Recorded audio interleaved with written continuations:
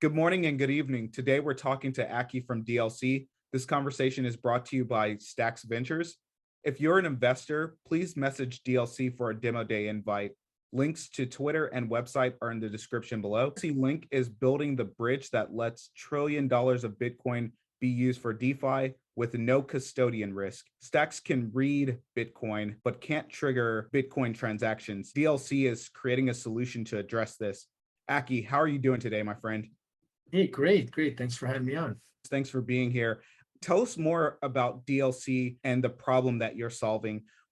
We saw you guys on the Twitter space a couple of days ago, and people were really interested in what you're building with discrete log contracts and enabling settlement on Bitcoin. Please tell us more. Yeah, absolutely. I think what we're doing has the potential to add another billion onto Stacks' market cap.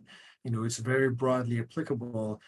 The common challenge is that Stacks is great at reading Bitcoin state, and the proof of transfer kind of participates in Bitcoin, or there's some interlinking between Stacks and Bitcoin, but Stacks cannot settle in Bitcoin. It cannot write to Bitcoin. And so every application on Stacks has to basically either use the XDS token or maybe a wrapped Bitcoin like XBTC or whatever. And what we're doing is we're using a technology called discrete log contracts that enables us to build a bridge that will let Stack apps actually lock and unlock Bitcoin on mainnet. So basically, end users will be able to use Bitcoin native apps, and they might not even know that Stacks is running in the background. It'll all just be seamless, but you get all the benefits of the smart contracts that Stacks and Clarity offer. How are you guys starting with thinking about the solution for what you're going to build? There are a lot of places where you can start either DeFi or GameFi or just build the bridge for other teams to take the solution and do something with it. Are you guys just going to start with being able to bridge Bitcoin to Stacks? Yes. So we're starting. It's a great question because it really has to do with the kind of how do we roll this out and how do we get people to take advantage of it. So we're building the bridge right now. We should have a prototype end of June or late July, the earliest. And we're prototyping with a couple of Stacks teams. So we started with Civita Mining that has a use case that specifically requires BTC to be locked and unlocked. We're working with Arcadico around potentially introducing a BTC backed stablecoin on Stacks, which would be different from USDA with their current coin called USDB. I don't know. And we're also working with Alex around DeFi use cases to unlock Bitcoin liquidity and let Alex and their users take advantage of that.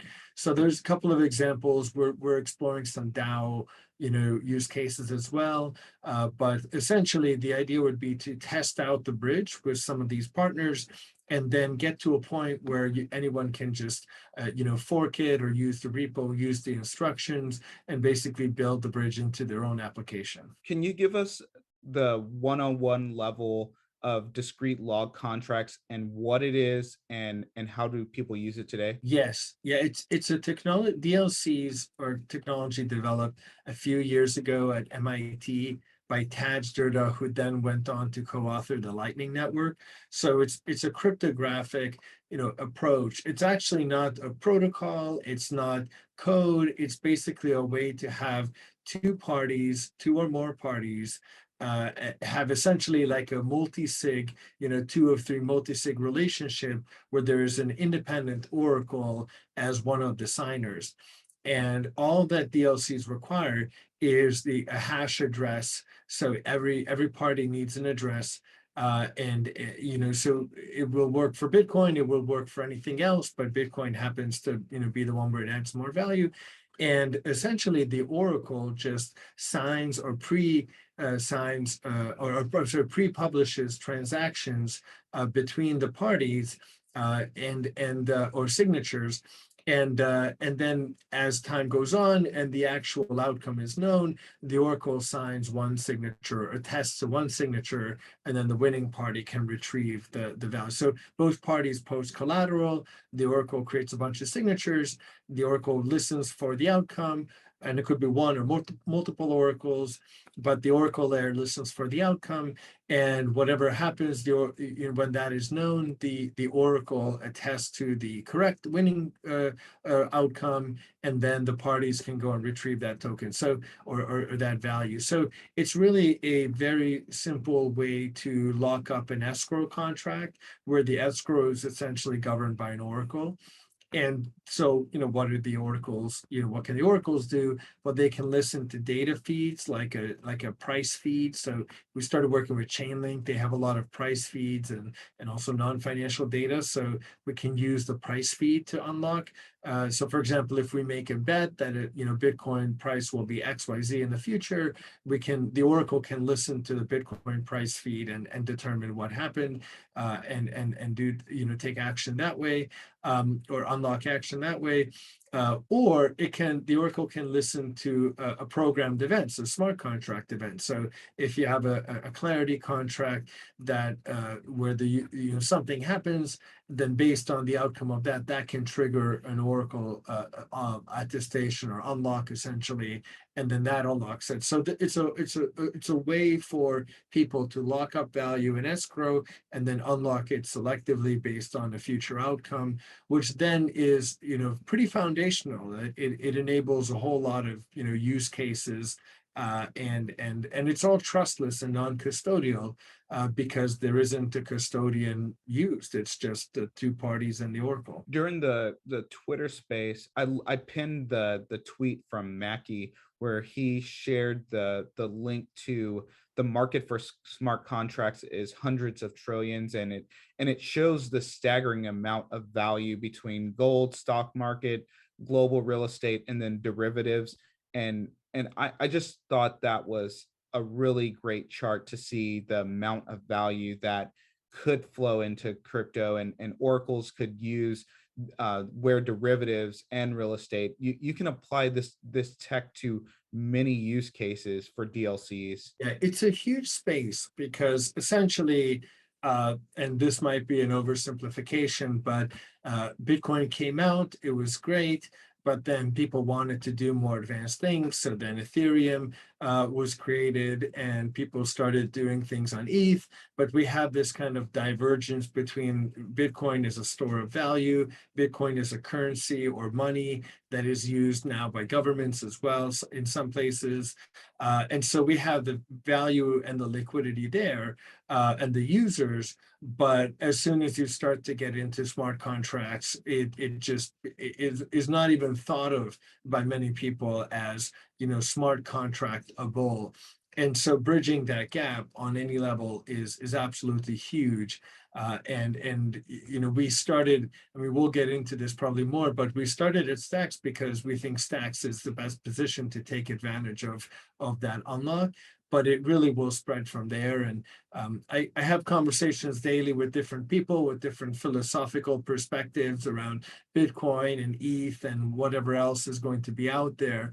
But one thing's for sure is that with over $1 trillion of value, to whatever extent we can unlock it has an outsized, tremendous impact. Is it only you and Mackie on the team right now? No, Mackie is our social media coordinator, so he is, all over the Twitter sphere, which has been great, and super helpful to get the word out. But the team, we have about 7 people. We originally this started with Dan von Cohorn and I. Dan is our founding board member, he used to run software engineering at a quant fund for a long time on Wall Street.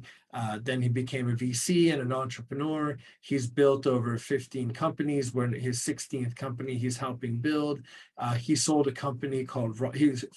a company called Rhombus, built it out and sold it to Chainlink. It was an Oracle network.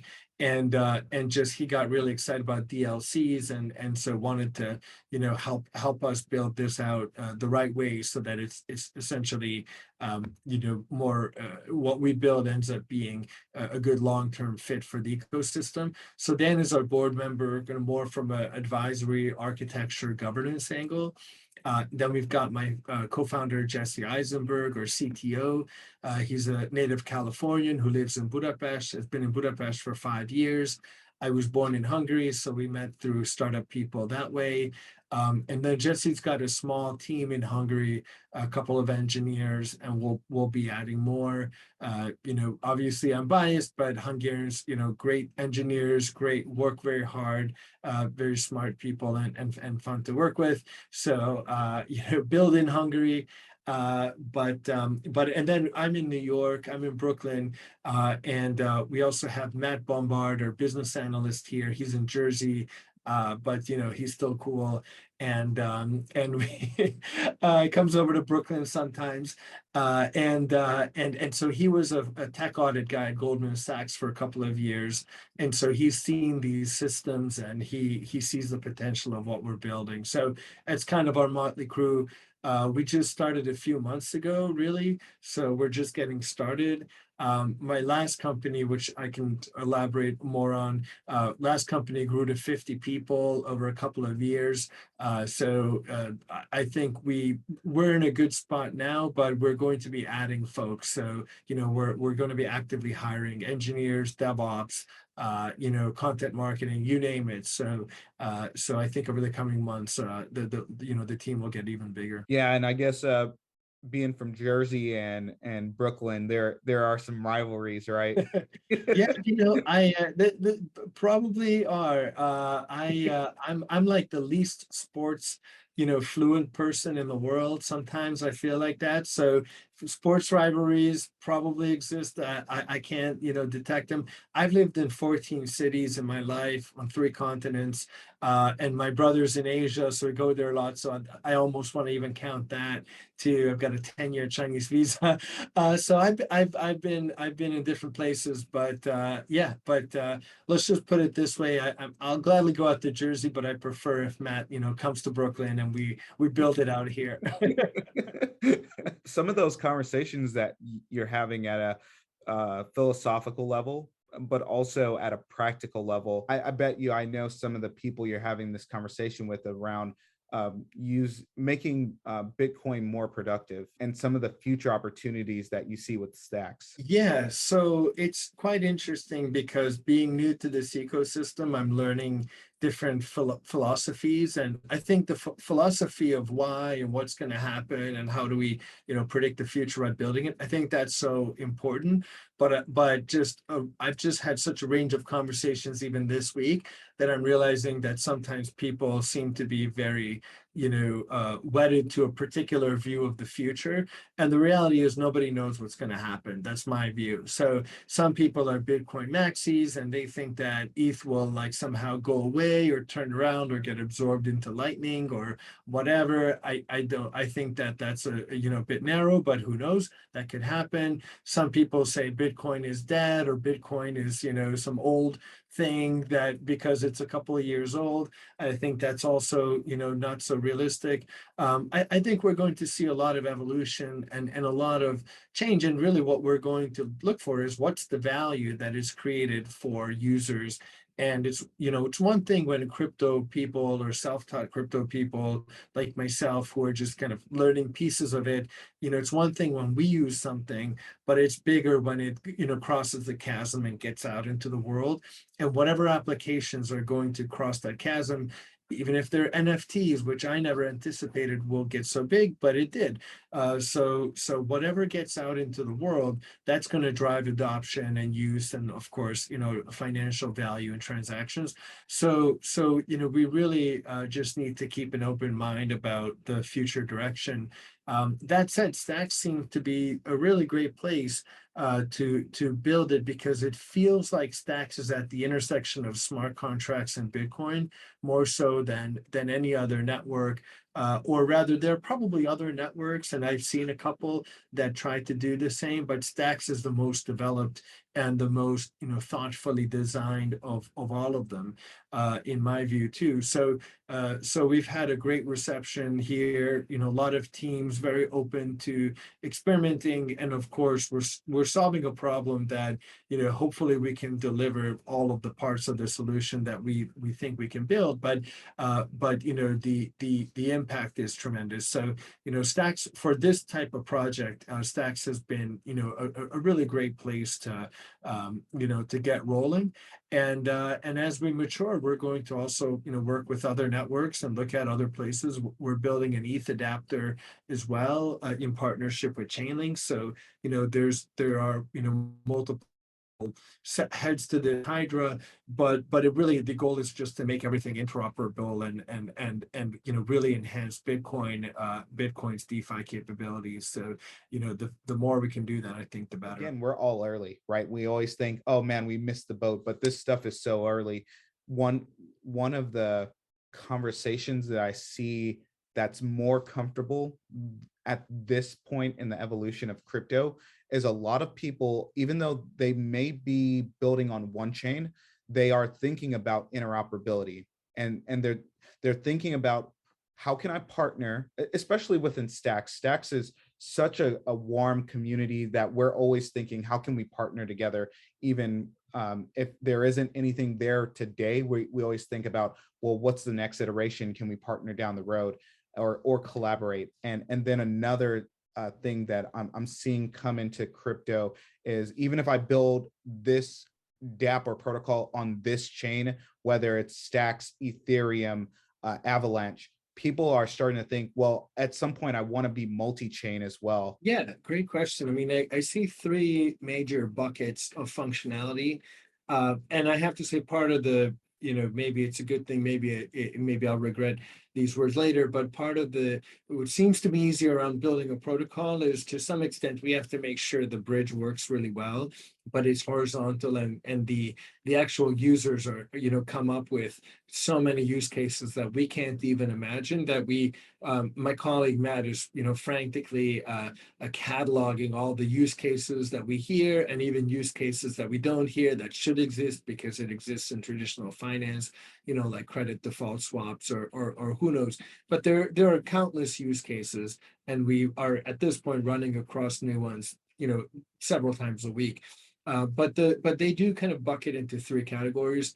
One is just a simple kind of plain vanilla escrow contract. So, for example, for Arcadico, they're looking to mint a stable coin, a Bitcoin-backed stable coin on Stacks, and that would just require locking up Bitcoin.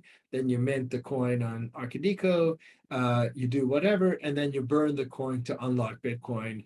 And that's basically what, a simple escrow contract.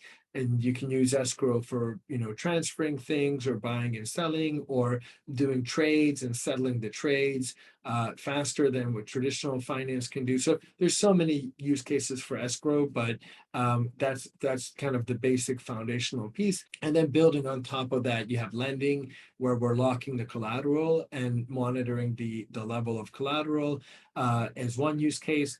And then DeFi, you can have futures and options, derivatives, where basically locking value, and depending on what happens in the future, releasing it in different ways. So all of those are just absolutely valid use cases. Very likely the market for each of those is so large that we're probably going to be, not just the only team in the world building this. There probably will be many others, but we're really focusing on getting it out as quickly as possible and iterating. And that kind of runs parallel with my experience. 8 years ago, I started an AI company where I was the first to do something, was the first to optimize SEO using topic modeling, which ended up shifting the entire SEO industry over to that method of optimization. But in the early days, I was pretty much the only one. There were a couple of other people who had a similar idea, but we were building faster and built a higher quality data feed and so on. And so the company, was many years later raised a bunch of funding and was named the undisputed leader in its space. But now you look today, and there are a lot of other people also doing topical content optimization because it just makes sense on a high level. So I think we're again early. We're bringing it. We're going to make it work here or make it work well, and then invite other teams to take it the next to the next step, and we'll just keep branching out. If you're also thinking about other DLC bridges on other chains, does that mean bringing Bitcoin on a different chain, or is that their native token on a different chain? It would be Bitcoin focused. So, for example, can you lock Bitcoin and mint something on ETH? Maybe that's already easy to do because it's going to sounds like wrap Bitcoin potentially, but can you do it, non-custodially with a smart contract without using, I guess it would be using a Solidity contract, but using minimal Solidity code and in a trustless non-custodial manner, and basically it'd be any of those networks. So we're still pretty early in exploring that because we just want to create a great product that works super well at Stacks and is secure and provides real liquidity. But as we test that out, I think we're going to learn more about the market and the broader applications of DLCs. Can you tell us about your experience in the Stacks Accelerator and advice for other companies coming into the accelerator? Yeah, so we joined the accelerator just a few weeks ago at Trevor's insistence, and it's been fantastic. I mean, for us, when we joined, we've been here. So now it's May. We joined Stacks in March, so we received a grant from the foundation, I think February 28th, and we started building in March. Or shortly around there. So yeah, we've only been here a couple months, but we were sort of content just building and building and just kind of doing that because we're engineers. That's what we do.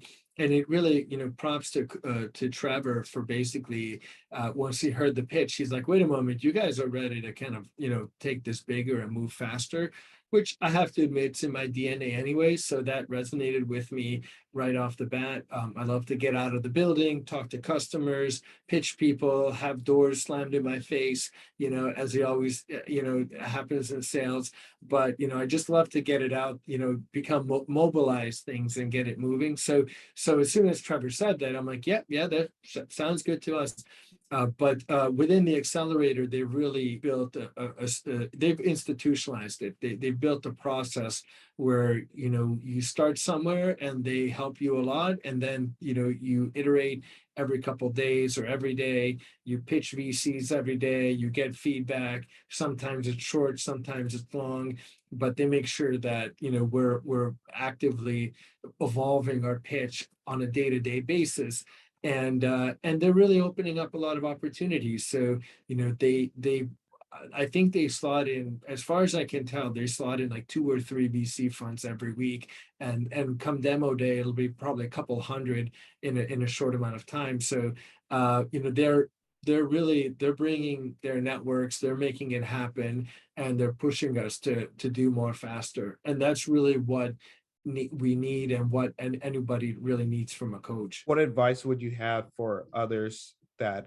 either get a grant or they have some experience in the Web2 world as startup founders or entrepreneurs, and they learn about Bitcoin, they learn about Stacks? What would you tell them? It's interesting seeing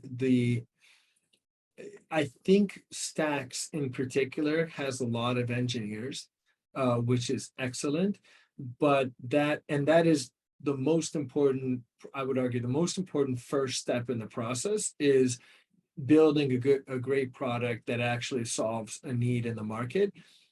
once you have that engineering kind of done, and I speak from experience, I started coding when I was 9. I built a lot of the code for my earlier company. I was the CTO for 2 years before I took on the CEO title. We just didn't have a CEO for 2 years because we didn't need one. I was just building and running the engineering team, and that was great. But then I had to transition to sales and marketing and PR and learn all these other things. And then even management, which is probably less of my favorite, but who knows, maybe I've grown to like it over the years. But I would say 8 years at Market Muse, the first 2 years were dev. And then the next 6 were, sales, marketing, fundraising, positioning, pitching, being there. And I think that's really the only, it's better to be an engineer first. I think it's safer for something like crypto to be able to build, with your own hands, and then you learn how to sell. But my advice horizontally is everybody needs to sell. Everybody needs to pitch all the time. Everybody in the company ideally should be able to sell. We should be prospecting every day. That's one of the messages is, hey, we should be doing the fundraising now, not don't wait till demo day. But that also breaks down to, every day prospect, reach out to people, just get out of the building, go go go, because although it takes away from the product dev to some extent, and of course, founding is hard. I mean, you have to do both at the same time. But I think what I'm to kind of answer the original question, I see some of the teams are awesome, and some of the teams are just kind of now getting out of their comfort zone, and getting out from behind the desks and actually pitching people, and putting on a suit or polo shirt or whatever, and actually getting in front of money people who might not be engineers at all. Maybe they were in the right place at the right time, and they believe in Bitcoin, and they have dollars that we need to fund operations. And so speaking those various languages and just getting out there and being proactive, I think that's really everything. And that applies to, I would say that applies to the entire ecosystem here.